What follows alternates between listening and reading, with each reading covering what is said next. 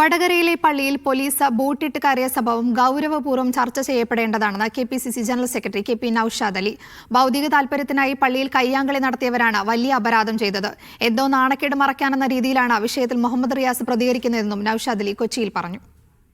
പള്ളി ഉൾപ്പെടെയുള്ള ആരാധനാലയങ്ങളിൽ പോലീസ് കയറുമ്പോൾ പാലിക്കേണ്ട ഔചിത്യങ്ങൾ അത് തീർച്ചയായിട്ടും അത് ചർച്ച ചെയ്യപ്പെടേണ്ടതും അത് ഗൗരവപൂർണമായിട്ട് പോലീസ് സമീപിക്കേണ്ടതുമാണ്. അക്കാര്യത്തിൽ യാതൊരു തർക്കവുമില്ല.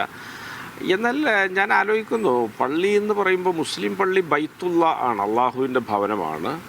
അവിടെ ഭൗതിക താല്പര്യങ്ങൾക്ക് വേണ്ടി തർക്കമുണ്ടാക്കുകയും കയ്യാങ്കളി നടത്തുകയും ചെയ്തവരെക്കാൾ വലിയൊരു അപരാധം ബൂട്ടിട്ട് കയറിയ പോലീസ് ചെയ്തിട്ടില്ല എന്നുള്ളതാണ് എൻ്റെ വിശ്വാസം. ഏതായാലും പോലീസിനെ അവിടേക്ക് ക്ഷണിച്ചു വരുത്താൻ ഇടയാക്കിയ നടപടികൾ കൈക്കൊണ്ട ഇത്തരം വിശ്വാസികളാണ് ഈ വിഷയത്തിലേക്ക് ഒന്നാം പ്രതിസ്ഥാനത്ത് വരുന്നത്. അത് കഴിഞ്ഞിട്ട് മറ്റാരും വരികയുള്ളൂ എന്നുള്ളതാണ് എൻ്റെ വിശ്വാസം.